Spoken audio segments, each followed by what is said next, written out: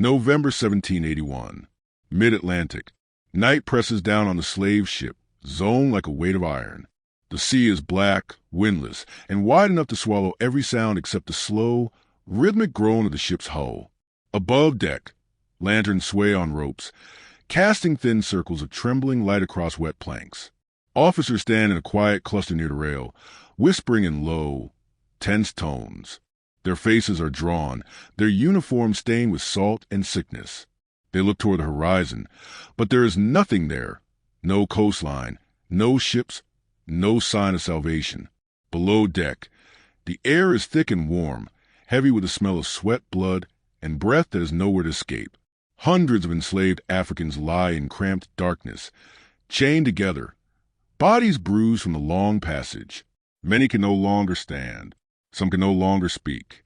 The water ration had already been reduced. Now it is nearly gone. Above, an officer clears his throat. The captain lifts his eyes, gaunt and exhausted.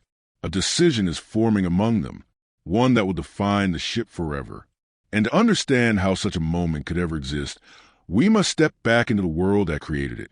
To understand the quiet horror taking shape aboard the Zong in late 1781, we must return to the world that allowed such a ship to exist at all, a world built on an ocean-wide system of forced labor, economic ambition, and legal structures that transformed human beings into cargo. The late 18th century was the height of the Atlantic slave trade. Britain, now the most dominant maritime power on Earth, had expanded its commercial reach deep into West Africa and across the Caribbean.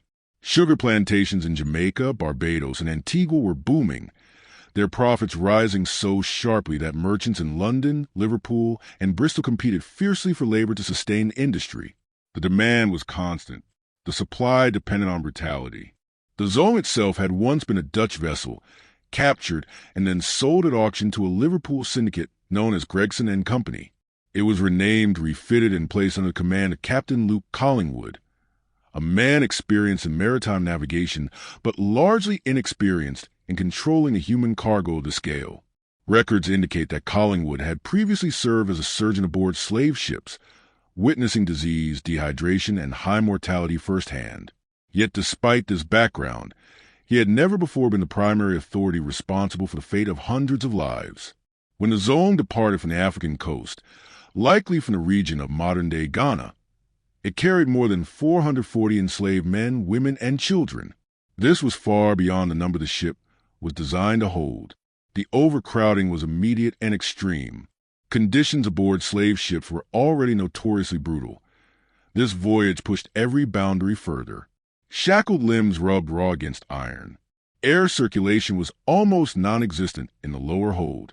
Feces, vomit, and the sweat of hundreds accumulated faster than it could be cleaned. Disease spread quickly, dysentery, fever, respiratory infections, each made more lethal by exhaustion and hunger. Above all, there was the water, or rather, the lack of it. Slave ships frequently calculated water supplies with narrow margins, assuming the voyage across the Atlantic would take a predictable amount of time. But Collingwood made a critical navigational error early in the journey. Whether due to illness, misread maps, or simple incompetence, the ship overshot its intended route. Days turned to weeks. The water barrels slowly emptied.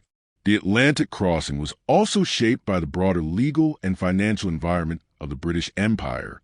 Maritime insurance had become a central pillar of international trade. Investors insured their ships, their cargo, and anything that could be quantified in monetary terms. And in the eyes of British law in 1781, enslaved Africans were categorized not as persons, but as property, objects with assigned financial value. If they died of natural causes such as disease or dehydration, the ship owners suffered a loss. But if the cargo was jettisoned for the safety of the ship, an old maritime principle known as general average, then insurers were obligated to pay compensation to the owners. It was a system that did not merely tolerate the dehumanization of African captives. It formalized it. It monetized it. It offered legal and financial incentives that could turn human suffering into a calculated economic choice. On the Zong, tensions rose as the voyage grew longer and the water too scarce even for the crew. Captain Collingwood fell seriously ill, leaving much of the decision-making to the ship's first mate, James Kelsall, and other officers. The crew's morale deteriorated. Fear spread. Some believed the ship was doomed. Others believed they could preserve their investment if they acted decisively. Meanwhile, below deck, the enslaved captives experienced the passage not as a legal dilemma, but as a crushing human reality. Every hour became a struggle for breath. Every day claimed new lives. The cries of the sick echoed through the timber walls. Bodies weakened into stillness. Families were separated. Those still conscious understood only that the journey was killing them, even if the final destination remained unknown. The Zong sailed deeper into the Atlantic, each mile tightening the noose around the lives it carried. And as the ship drifted farther from Jamaica than anyone realized, a dangerous idea began to emerge among the officers, an idea shaped by fear, profit, and the legal protections of the British Empire. A decision was nearing, one that would transform a voyage from tragedy into atrocity. The pressure surrounding that decision become clearer when we explore the deeper social, economic, and psychological forces underpinning this era. The Atlantic world of the late 18th century operated on a set of beliefs and structures that made the unimaginable seem ordinary. To understand how the officers of the Zone could contemplate mass killing as a viable decision, we must look more closely at the social, legal, and psychological environment that shaped them. In Britain, the slave trade was not an underground enterprise. It was a respected industry. Major ports like Liverpool and Bristol flourished on its profits. Investors from families of wealth, merchants of rising status, and even members of Parliament financed voyages on ships like the Zone, seeing them as routine commercial ventures. British law reinforced this worldview. Enslaved Africans were not recognized as people with legal rights. Instead, they were categorized as chattel, property equivalent to livestock or merchandise. Court precedents concerning slavery were inconsistent, but when it came to maritime insurance, the system was clear. If cargo needed to be sacrificed to save a ship, insurers were legally required to compensate the owners for their financial loss. This principle, known as general average, was centuries old. It had been designed originally for storms, fires, or emergencies where dumping cargo could prevent the destruction of a ship. But in the 18th century, slave traders applied the principle to human beings. On the Zone, this legal context mattered profoundly.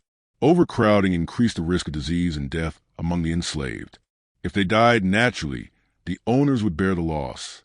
But if the crew could argue that the deaths were necessary for preservation of the ship, then the insurance company, Lutwich and Company, would be financially responsible. Such logic reduced life to an arithmetic problem. Meanwhile, the human reality on the lower deck was catastrophic. The Middle Passage had already gained a reputation as one of the most brutal experiences on Earth. Captives were often kept in darkness, forced to lie shoulder to shoulder, unable to stand upright or move freely. Chains limited even the smallest adjustments of their bodies. Many suffered infections where iron met skin. Ventilation was inadequate.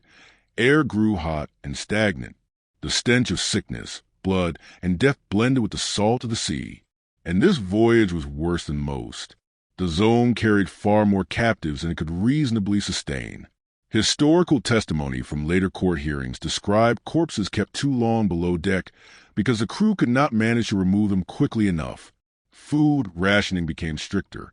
Water, the most critical lifeline on a slave ship, was carefully measured and reduced until it became a source of fear for both crew and captives. Crew members were themselves vulnerable to illness and dehydration. Several officers fell sick, including Captain Collingwood, who grew increasingly incapacitated as the ship wandered off course. Navigational errors lengthened the journey by weeks. When the crew realized they were not approaching Jamaica as expected, panic set in. Collingwood's weakened state left men like First Mate James Kelsall to take command. Their competence, however, was already questioned by historians who later examined the case. Psychologically, slave ship crews lived under constant tension. Many were poorly trained, socially marginalized, or easily influenced by stronger personalities among the officers.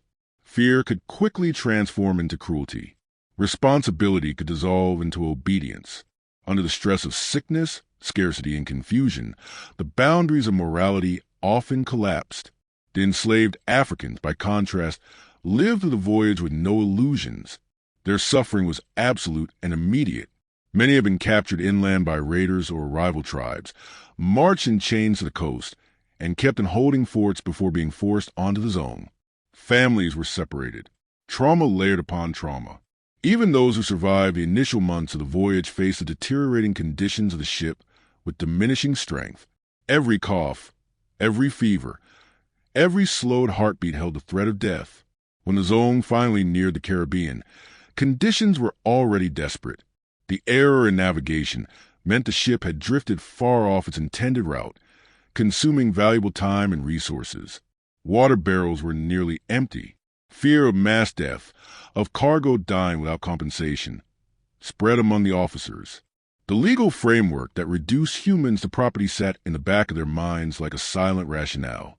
The tension between economic logic and human life had reached a breaking point, and within that tension, a murderous solution would soon take shape. One justified not by rage or chaos, but by the cold mechanisms of maritime law. To understand how that decision unfolded, we must examine the story through several distinct angles, each revealing different layers of the tragedy. From the perspective of the enslaved Africans, the zone was not a ship but a collapsing world, a confined, stifling chamber where time blurred into pain. The human experience aboard the vessel was defined by sensory overload and sensory deprivation at the same time. Darkness pressed in on the lower deck. Chains restricted every movement. Bodies that were once strong and rooted in community, culture, and land found themselves reduced to trembling limbs fighting heat and hunger.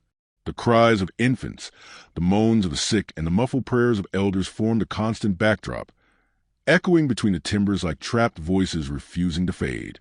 Dehydration sharpened every sensation. Lips cracked, tongues swelled, vision blurred. Some captives drifted in and out of consciousness, unsure if they were awake or dreaming. The idea of survival became abstract. The only immediate truth was a struggle to take the next breath in an air thick with humidity, sickness, and human closeness. Many captives had already endured weeks of imprisonment before being loaded onto the ship. The middle passage added layers of suffering that were impossible to separate from the psychological fracture of being torn from home. Fear was constant, yet it expressed itself in silent endurance rather than revolt. With chains linking bodies to strangers in conditions so severe that standing upright was impossible, resistance rarely surfaced. Instead, families clung to each other when they could. Mothers whispered final comfort to weakened children. Some captives recited ancestral prayers or song fragments under their breath, using memory as a shield against despair. But the most devastating element was uncertainty. No one knew where they were being taken or what fate awaited them. They only knew the ship was failing, food shrinking, water vanishing, crew members whispering above. In the dimness, rumors spread among the captives that sickness was killing them, that the ship was lost, that the crew feared something unnamed. The human experience aboard the Zone was defined not only by physical torment, but by the creeping sense that the worst had not yet arrived. And in this fear, the next angle emerges. The crew, facing their own pressures and unraveling judgment. The crew of the Zone were not the wealthy beneficiaries of the slave trade, but laborers caught between obedience, fear, and hierarchy. Many came from poor backgrounds, signed onto voyages out of economic desperation.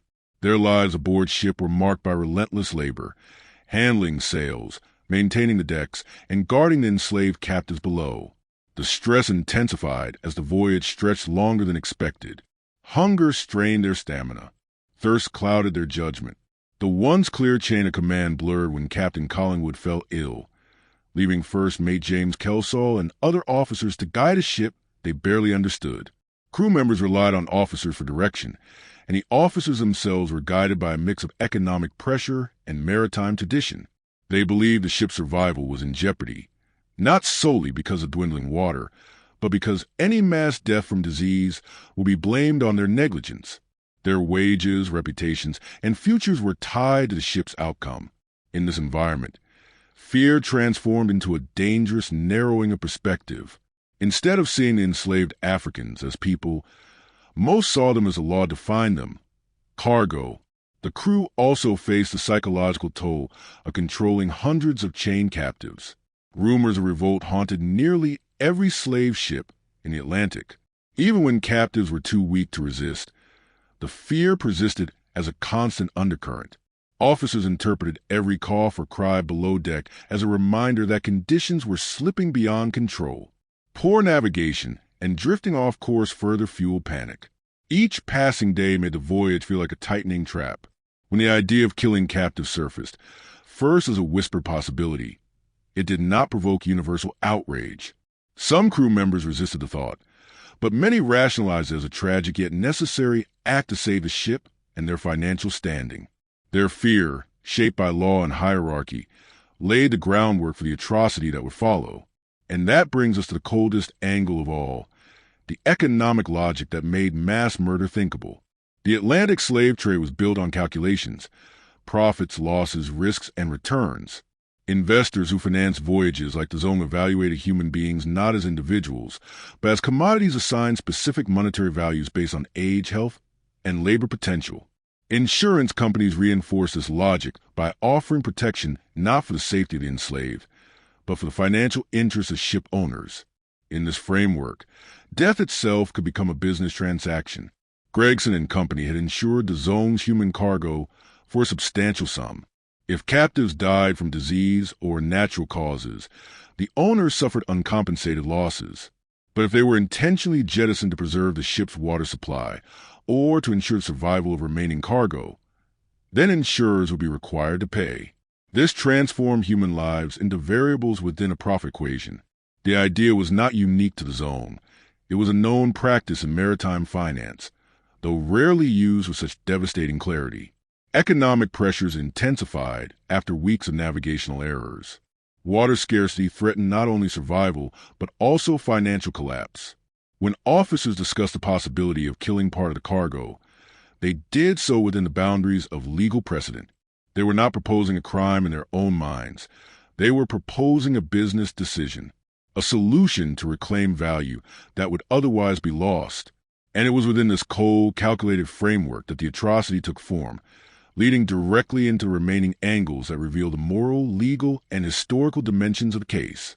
The Zong Massacre unfolded under the shadow of a legal system that treated people as property and placed profit above life.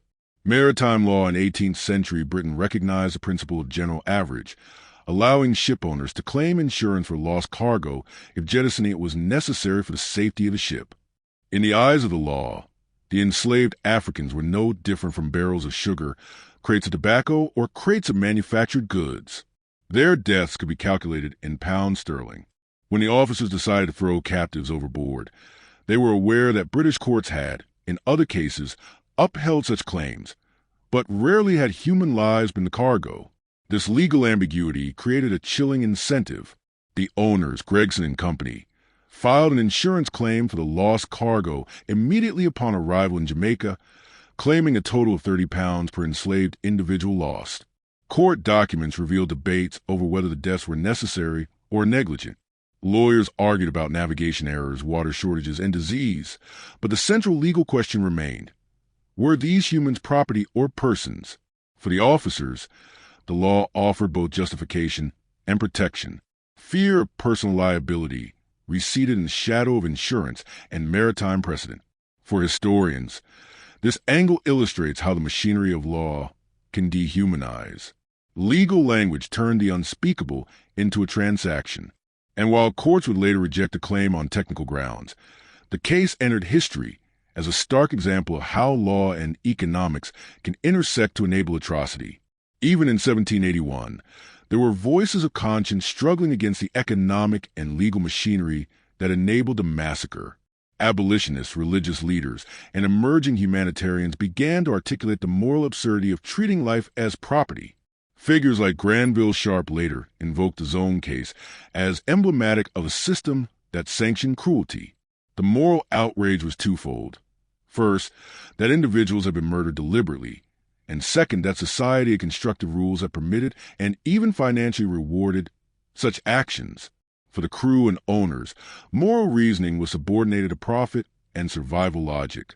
Yet public reaction in London newspapers, pamphlets, and sermons quickly reframed the event as a moral scandal. The human conscience began to collide with law and commerce. Philosophers and early abolitionists pointed out that a society capable of monetizing murder was one in which corruption and cruelty had become structural, not accidental. The moral angle emphasizes a tension between conscience and commerce, the stark contrast between ethical intuition and systemic dehumanization. Historically, the Zong Massacre stands as a turning point in the abolitionist movement and in public consciousness regarding the slave trade. The case was one of the first to generate widespread debate in Britain over the treatment of enslaved Africans. While the courts initially focused narrowly on insurance claims, the documentation preserved testimonies, ship logs, and correspondence that allowed historians to reconstruct the events in chilling detail. The historical significance extends beyond the Atlantic or the courtroom. It illustrates the intersection of empire, commerce, law, and human suffering. The massacre became a symbol of systemic injustice, used by activists to argue not merely for individual accountability, but for the dismantling of a trade built on cruelty. Centuries later, the Zong remains a reference point for discussions of human rights, economic ethics, and a long shadow of colonial exploitation. Viewed together, these 6 angles reveal a layered story, one of human suffering, fear, profit, law, morality, and historical consequence. They lead inevitably to the climax, the exact moments when this tragedy became murder. The decisive days aboard the Zong began in late November 1781. By this time, the ship had drifted far from its intended course to Jamaica. Water supplies were perilously low, and the crew, already weakened by heat and fatigue, faced a grim choice: risk losing their own lives and remaining cargo to thirst, or act decisively.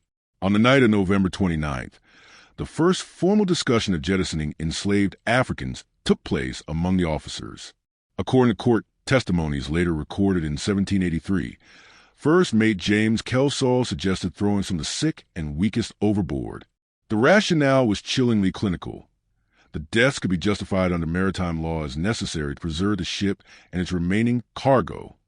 Captain Collingwood, although severely ill, approved the plan, relying on precedent and the logic of insurance claims.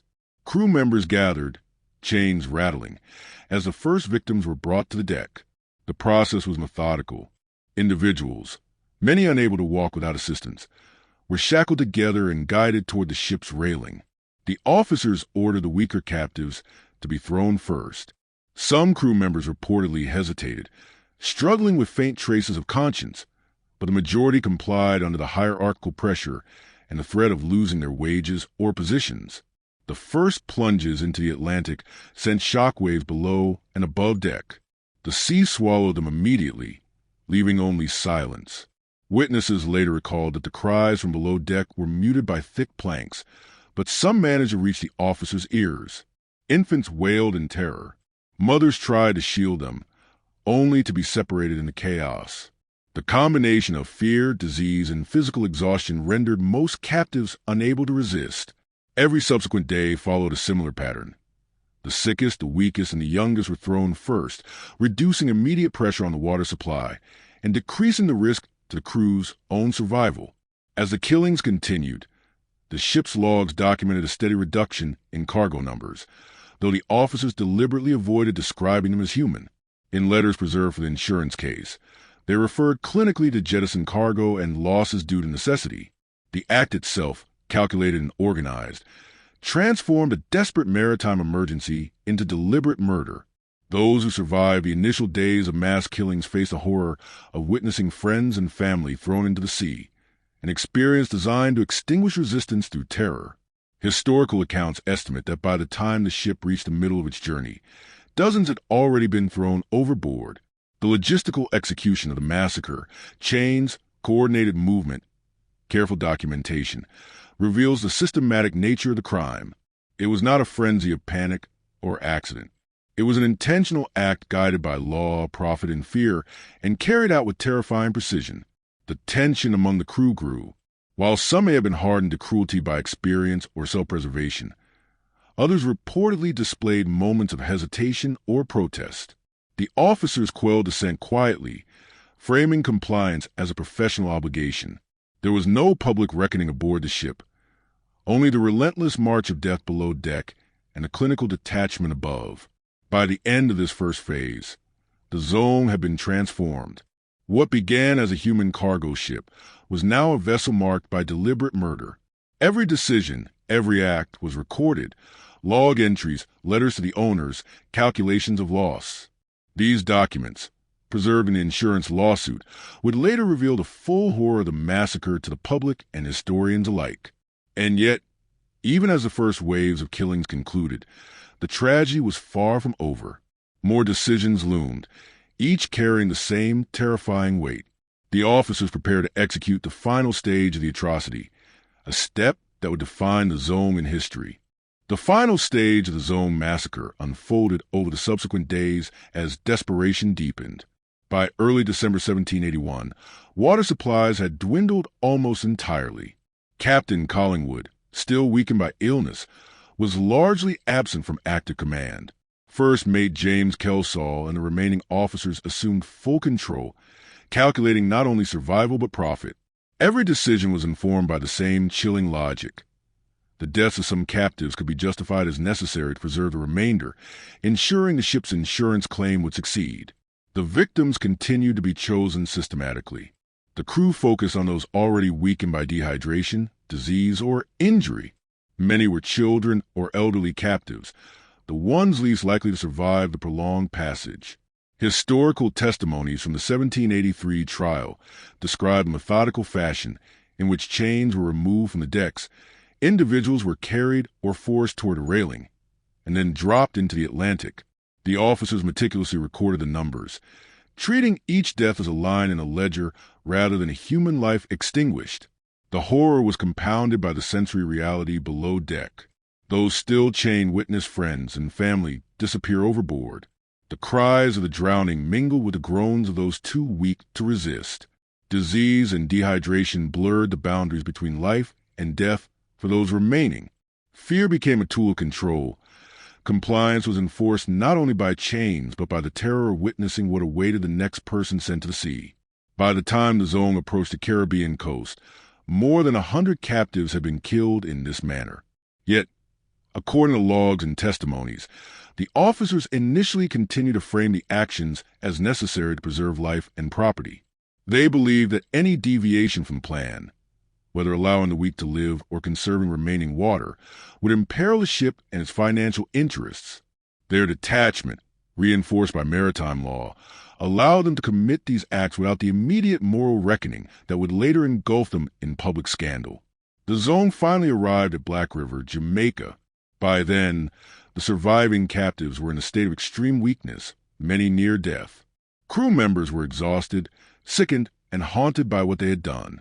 The officers wasted no time filing insurance claims for the lost cargo, submitting meticulously calculated reports of individuals jettisoned for the sake of necessity. Their language was clinical, devoid of empathy, cargo thrown overboard to save the remainder, yet historians and abolitionists would later expose the reality behind the euphemisms. Systematic, deliberate murder. This final act, the culmination of fear, economic calculation, and legal loopholes, sent shockwaves across Britain and the Atlantic world. For the enslaved Africans, the massacre left scars that could not be measured, both in lives lost and in the trauma endured by those who survived. For the crew, it became an indelible moral and psychological burden, even if their contemporaries largely framed it as a business decision. The systematic killings of the Zong would soon become more than a maritime disaster or insurance dispute.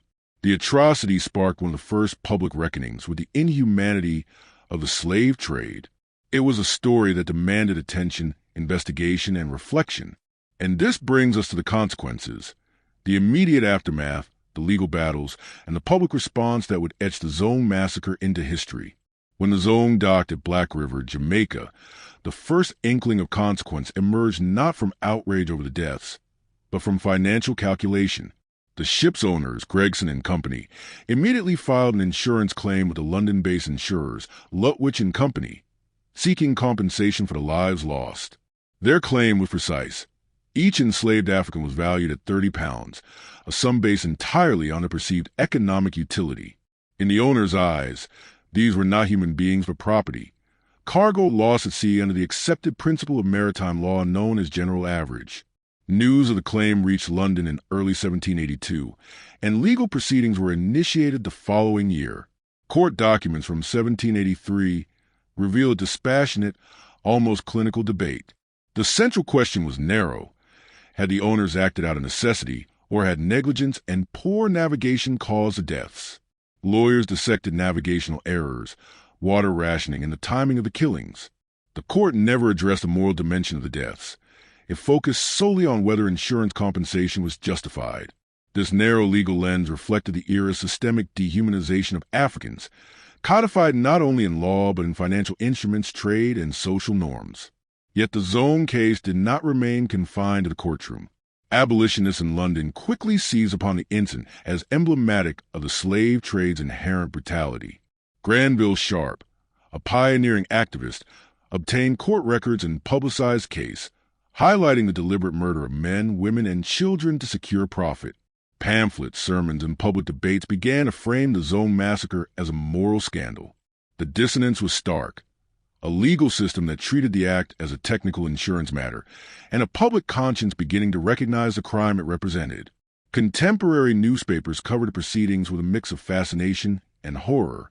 They printed excerpts from testimony, focusing on the number of people thrown overboard, the methodical approach of the crew, and the chillingly cold language used to describe human deaths as jettison cargo. In coffee houses and Parliament, discussions of the case raised broader questions about the morality of the slave trade, the responsibilities of shipowners, and the legal definitions that allowed such acts to occur without immediate punishment. The Zong case also exposed gaps in enforcement and accountability. Though the insurers initially contested the claim, the courts were reluctant to hold anyone criminally liable. The captain and officers faced no immediate prosecution for murder. Instead, the legal discourse remained bound by the definitions of property and the technicalities of maritime insurance. In effect, the law provided both shield and justification, while public outrage became the only force capable of prompting reflection and reform. The aftermath of the massacre was therefore twofold. Financially, the owners pursued compensation. Morally and socially, the case catalyzed debate about slavery itself. The events of November and December 1781 became a reference point for activists who sought to challenge the system, showing, in vivid and undeniable terms, the lethal consequences of reducing human life to a commodity. The Zong survivors, meanwhile, were left in a state of profound trauma. Those who remained alive were sold in Jamaica or elsewhere, their bodies weakened by exposure, dehydration, and abuse. Families were destroyed. Communities were shattered. The physical and psychological consequences extended far beyond the immediate deaths. And yet, the story was far from concluded. The public and legal responses continued to evolve, leading to a second phase of consequences that would resonate for decades. The second phase of the aftermath unfolded in Britain, where the Zong Massacre became a catalyst for broader debates on slavery, human rights, and legal reform. Granville Sharp, already a prominent figure in the early abolitionist movement, obtained court records and began publicizing the events. He emphasized the deliberate nature of the killings and the chilling fact that the victims were considered property under British law. Sharp's writings argued that the massacre exposed systemic flaws in both the law and the morality of the slave trade, raising questions about the intersection of commerce, governance, and human decency. In Parliament, the case sparked heated discussion. MPs debated the legal responsibility of shipowners and crew and whether insurance claims could morally justify murder. While the courts had focused narrowly on whether compensation was owed, the public discourse quickly shifted to the question of whether slavery itself could ever be reconciled with justice. Newspapers printed detailed accounts of the voyage, highlighting the names of officers, the number of deaths, and the sequence of events. The British public, increasingly literate and engaged in commercial news, read with horror the calculated decisions made aboard a single ship that symbolized the wider transatlantic trade. The Zong Massacre also provided an early template for abolitionist strategy.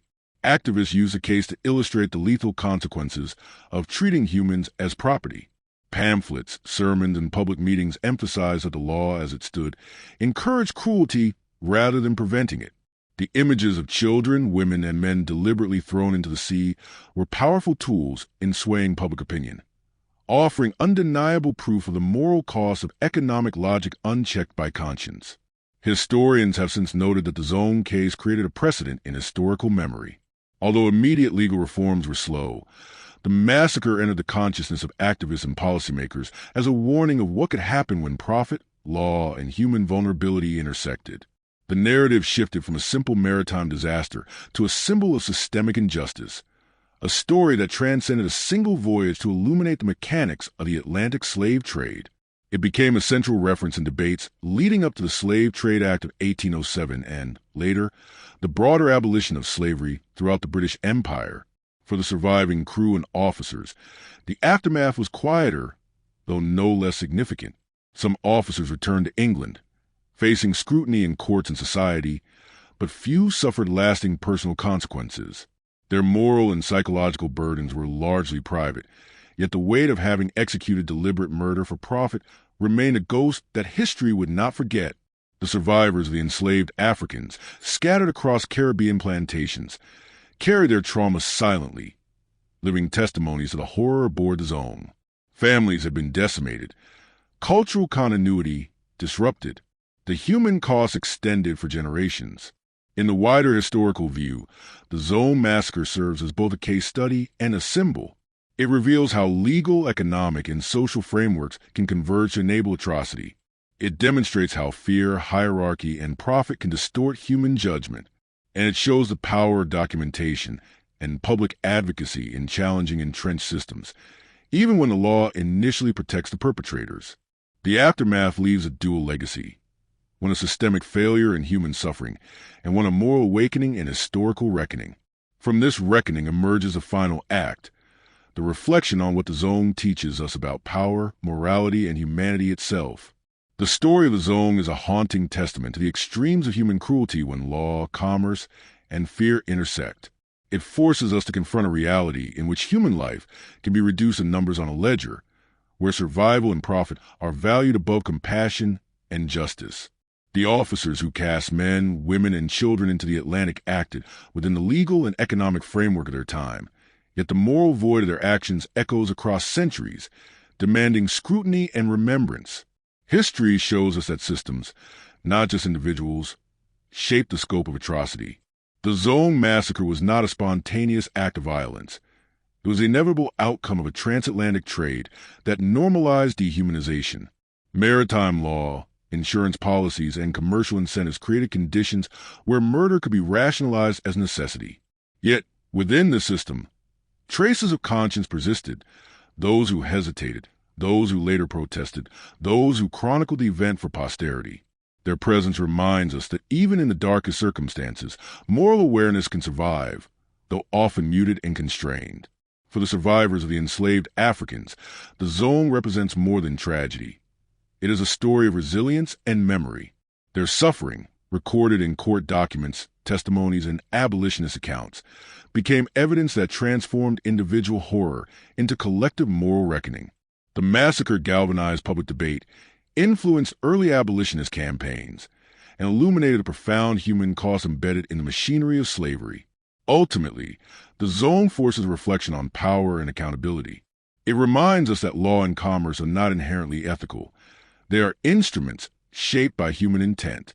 When profit eclipses empathy and obedience outweighs conscience, systems can facilitate acts of extreme cruelty. But it also offers a lesson in the enduring power of historical witness.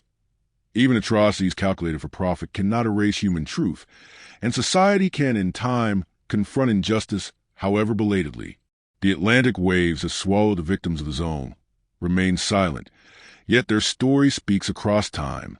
It is a reminder that morality must guide action, that human life cannot be commodified, and that remembering such tragedies is essential to ensuring they are never repeated.